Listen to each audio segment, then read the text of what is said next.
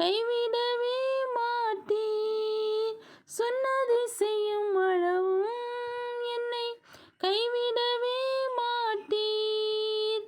இயல்புத்தேன் இது வானத்தின் வாசல். ஏசப்பா ஆசீர்வாதத்தின் வாசல்.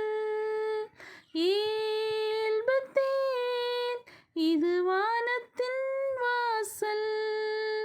ஏசையா ஆசீர்வாதத்தின் வாசல்.